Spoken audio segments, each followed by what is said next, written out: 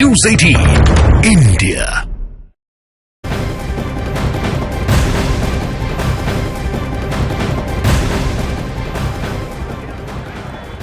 नमस्कार, news 18 India देख रहे हैं आप। मैं हूं आपके साथ मोनिका ठाकुर। मेरी मौजूदगी इस वक्त भारत मंडपम में है, जहां पर भारतीय जनता पार्टी के राष्ट्रीय अधिवेशन का दूसरा और आखिरी दिन है। सबसे बड़ी खबर यही है कि प्रधानमंत्री नरेंद्र मोदी संभवतः 12 बजे यहां पर कंक्लूडिंग रिमार्क्स देंगे। आज तमाम जो मुख्यमंत्री हैं, बीजेपी शासित प्रदेशों के उप मुख्यमंत्री हैं, वो आज एक अहम बैठक करेंगे।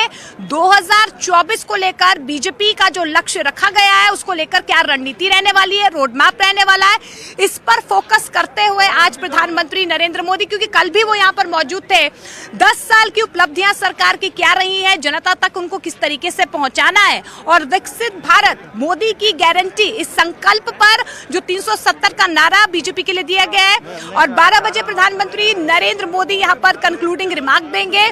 तमाम जो मोदी मंत्र कल यहाँ पर तमाम पदाधिकारियों ने लिए हैं, उन्हीं को लेकर आज किस तरीके से आगे रणनीति रहने वाली है, क्योंकि थोड़ी देर पहले ही आपको बता दें कि लगातार जो है कार्यकर्ताओं का आना यहाँ पर शुरू हो गया है। गृह मंत्री अमित शाह भी आज एक प्रस्ताव रख सकते हैं। प्रस्ताव ये कि क्या चुनौतियां विपक्ष की तरफ से हो सकती है, क्योंकि कल भी प्रधानमंत्री नरेंद्र मोदी ने इस बात का जिक्र किया था कि विपक्ष तो तू मैं की राजनीति करता रहेगा, लेकिन हमें अपने लक्ष्य पर निर्धारित रहना है। 370 केवल एक नारा नहीं है। 10 साल की उपलब्धियां हमारी क्या रही हैं, हमारी सफलताएं क्या रही हैं, वो जन जन तक पहुंचानी है। 100 दिन का जनसंपर्क अभियान चलेगा। युवाओं को और ज्यादा बूथ स्तर पर जोड़ना होगा। इसी संकल्प के साथ जो है आगे बढ़ते रहेंगे। और देखिए, प्रधानमंत्री नरेंद्र मोदी की, या यूं कहे सरकार की जो 10 साल की उपलब्धियां हैं, वो इस कटआउट में भी आपको नजर आएंगी। और इसी लक्ष्य को लेकर लगातार आर्थिक मोर्चे पर भारत किस तरीके से विश्व पटल पर और ज्यादा मजबूत हुआ है, इसकी छाप जो है भारत मंडपम भी अपने आप में G20 की सफलता के बाद दे रहा है। अमित पांडे हमारे सहयोगी हमारे साथ लगातार जुड़ रहे हैं। अमित पांडे, आज जो अहम बैठक रहने वाली है, अमित शाह क्या प्रस्ताव रखने जा रहे हैं, और विकसित भारत मोदी की गारंटी 300 पार का जो नारा है, कितना चुनौती भर हो सकता है, लेकिन कल क्या मूल मंत्र प्रधानमंत्री नरेंद्र मोदी की तरफ से दिएगा और आज क्या रहने वाला है?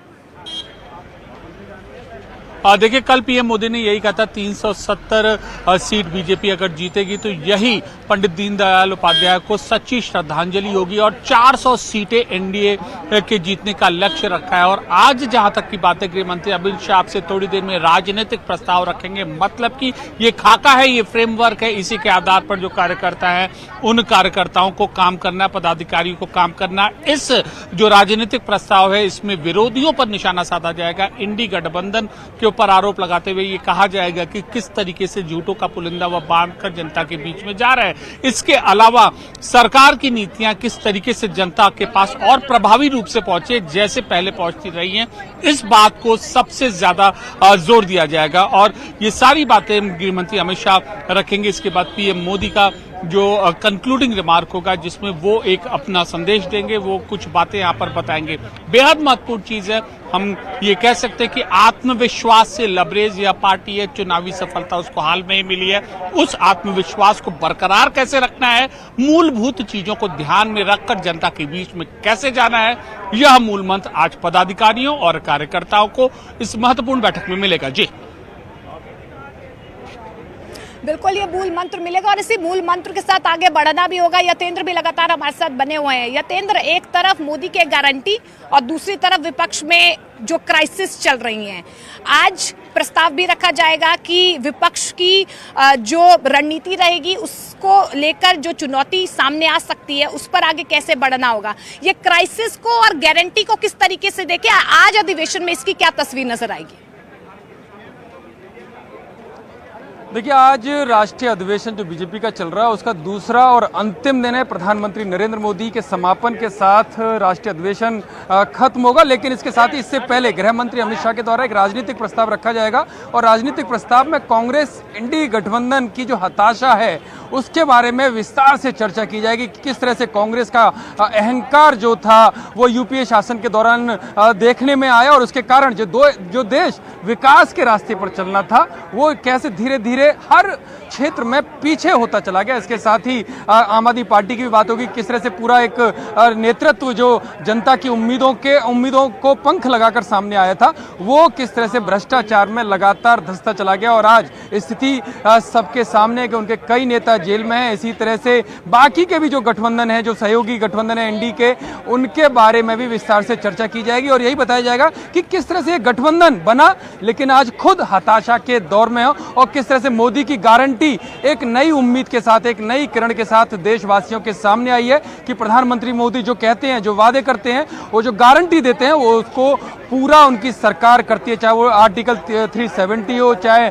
भव्य राम मंदिर का निर्माण हो या महिला आरक्षण बिल हो या 3 तलाक का मामला हो, ये सभी ऐसे मामले हैं जिन्होंने आम जनमानस को प्रभावित किया और मोदी की गारंटी से को पूरा करने में ये सहायक हुए हैं। तो इस तरह का एक प्रस्ताव यहाँ पर आएगा और उसके बाद जो समापन भाषण प्रधानमंत्री मोदी का होगा तो उसमें साफ तौर पर प्रधानमंत्री मोदी पूरे राष्ट्रीय अधिवेशन के साथ साथ देश को भी संबोधित करते हुए नजर आएंगे कि उनकी सरकार जो कहती है वो पूरा करती है और वो एक मूल मंत्र, जीत का मंत्र भी यहाँ पर कार्यकर्ताओं को देंगे कि किस तरह से अपने बूथ को सबसे मजबूत करना है। आगामी 100 दिनों का वो टारगेट देंगे कि किस तरह से पिछली बार जो बूथों पर वोट पड़ा वो वोट अब इस बार ज्यादा पड़े, ज्यादा लोग बीजेपी के फेवर में वोट डालें और साफ तौर पर वो उम्मीदवार की बात नहीं करेंगे, वो कमल के फूल की बात करेंगे कि कमल का फूल ही हर लोकसभा सीट में उनका उम्मीदवार होगा। इस वजह से कमल का फूल पर जो भी उम्मीदवार होगा उसको वोट दें, इस तरह की एक अपील करते हुए प्रधानमंत्री नरेंद्र मोदी आज अंतिम दिन, जो राष्ट्रीय अधिवेशन का अंतिम दिन है, उसमें नजर आएंगे। जी बिल्कुल, देखिए प्रधानमंत्री नरेंद्र मोदी ने इस बात का भी जिक्र किया कि 10 साल की उपलब्धियां तो हमें गिनवानी ही होगी यतेंद्र, लेकिन उसके अलावा जनता को ये बताना होगा इस 10 साल में पाक साफ उनकी सरकार रही है, एक भी भ्रष्टाचार का आरोप जो है सरकार पर लगा नहीं है। लेकिन राम राज्य, राम की कल्पना या यूं कहे नए राम मंदिर की जो कल्पना 500 सालों से लोग कर रहे थे, उस कल्पना को मोदी की गारंटी ने स्थापित करके दिखाया है, वो सपना साकार हुआ है। और यही वजह है कि कल पहले दिन अधिवेशन में अमित शाह की तरफ से एक अभिनंदन प्रस्ताव भी रखा गया। प्रधानमंत्री नरेंद्र मोदी को धन्यवाद किया गया कि उनके राज्य में, उनके नेतृत्व में राम मंदिर बनके तैयार हुआ है और ये गारंटी जरूर, ये मोहर जरूर लगाई गई कि सिर्फ हम सपने नहीं दिखाते हैं, उन सपनों को हम साकार करते हैं और यही मोदी की गारंटी जो है आपको विकसित भारत की कल्पना से परे लेकर जाएगी। अब कल पहले दिन अधिवेशन में जय श्री राम के नारे की गूंज सुनाई दी। राम राज्य की स्थापना का सपना जो तमाम कार्यकर्ता, राम भक्त देश भर में कोने कोने में देख रहे थे, उसकी एक गूंज, उसकी एक झलक कल अधिवेशन के पहले दिन भी देखने को मिली है। और ऐसी ही गूंज जो है लगातार जो है अब 2024 से लेकर आगे की रणनीति, क्योंकि विकसित भारत का संकल्प जो है उसकी तरफ आगे बीजेपी बढ़ रही है, लेकिन 2047 का विजन भी सामने आ गया है। लेकिन ये कटआउट मैं आपको दिखाना चाहूंगी, ये देखिए, देश ने किया नारी शक्ति को वंदन, मोदी जी का अभिनंदन। नारी शक्ति को किस तरीके से आगे बढ़ाया और ज्यादा मजबूत किया है। और नारी शक्ति अधिनियम जब बीजेपी लेकर आई तो सभी ने ये सोचा कि किस तरीके से महिलाओं को और ज्यादा सुनिश्चित करवाया जाए कि वो किस तरीके से और ज्यादा मजबूती से अपनी भागीदारी सुनिश्चित करें। और यही वजह थी कि महिला आरक्षण बिल लेकर आया गया। लेकिन अमित पांडे हमारे सहयोगी जो हैं, उन्होंने कुछ महिलाओं से भी बातचीत की है कि इस अधिनियम आने के बाद महिलाएं आर्थिक मोर्चे पर और किस तरीके से सफल हो सकती हैं और क्या विजन मोदी सरकार का रहा है महिलाओं को लेकर। देखिए, भारतीय जनता पार्टी का राष्ट्रीय अधिवेशन शुरू हो रहा है और इस पूरे कार्यक्रम की, जो कि आम चुनाव से ठीक पहले हो रहा है, मुख्य थीम है मैं भारत हूं। यानी भारत के लिए जो सरकार की नीतियां रही हैं पिछले 10 सालों के दौरान भारतीय जनता पार्टी की और एनडीए सरकार की, वह परिलक्षित होंगी इस पूरे के पूरे जो अधिवेशन में। देखिए ये तस्वीरें देखिए, मैं भारत हूं, स्वस्थ, स्वच्छ, सशक्त, संकल्पित, इस तरीके का ये पोस्टर यहां पर बनाया गया है। और जो नीतियां हैं, चाहे स्वच्छ भारत हो या फिर कोविड के वक्त यात्रा रही हो या फिर आगे से नीतियों को ले जाना हो। अब देखिए, अगर हम दूसरा ये पोस्टर यहां पर ये देखें तो राम मंदिर, किस तरीके से राम मंदिर बना यहां पर, और उसके साथ साथ जो अलग अलग योजनाएं हैं, चाहे हेल्थ कार्ड हो, चाहे खेलों को बढ़ावा देना हो, चाहे बच्चों की पढ़ाई हो, चाहे डिफेंस का जो वो हो, तो इन सारी चीजों में कैसे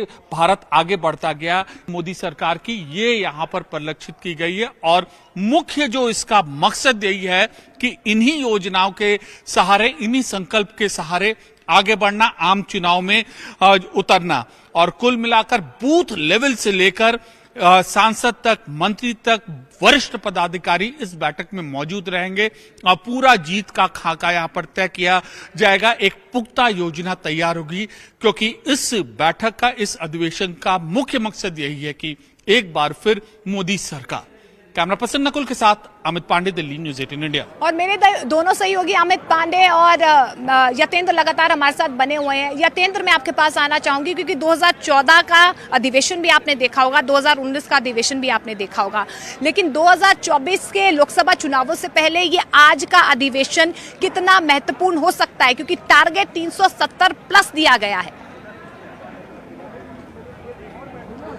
देखिए, बिल्कुल टारगेट पहले से ज़्यादा, और पहले के अधिवेशनों को भी आप देखेंगे तो पहले के अधिवेशन में भी टारगेट पहले से ज़्यादा बढ़ाकर दिया गया था, और जब भी टारगेट बीजेपी देती है तो उसको पूरा भी करती है। ये मोदी सरकार की गारंटी की तरह ही है कि बीजेपी जिस टारगेट को प्रधानमंत्री मोदी के नेतृत्व में पाना चाहती है वो टारगेट लेती है, और वो केवल इसी वजह से संभव है कि जो 10 साल का शासन प्रधानमंत्री मोदी के नेतृत्व में रहा है, और केवल 10 साल नहीं, अगर उनके संवैधानिक कार्यकाल की बात करें तो 23 साल का कार्यकाल होता है, और उसमें एक भी भ्रष्टाचार का आरोप नहीं लगा है, और मोदी जो कहते हैं वो पूरा भी करते हैं। और यही कारण है कि एक बार फिर से आप देख सकते हैं जो बैनर लगाया गया है, एक बार फिर से मोदी सरकार, ये आत्मविश्वास दिखाई देता है बीजेपी का प्रधानमंत्री मोदी के नेतृत्व में कि एक बार फिर से जो 2014 नहीं 2019 की तरह, और बल्कि अब 2024 में भी इस इतिहास को दोहराने का काम बीजेपी प्रधानमंत्री मोदी के नेतृत्व में करेगी। और शायद यही कारण है कि एक बार फिर से बड़ा अधिवेशन, हालांकि हर लोकसभा चुनाव से पहले अधिवेशन बुलाया जाता है, लेकिन ये अभी तक का सबसे बड़ा अधिवेशन बुलाया जा रहा है। 11,500 से ज्यादा प्रतिनिधि हैं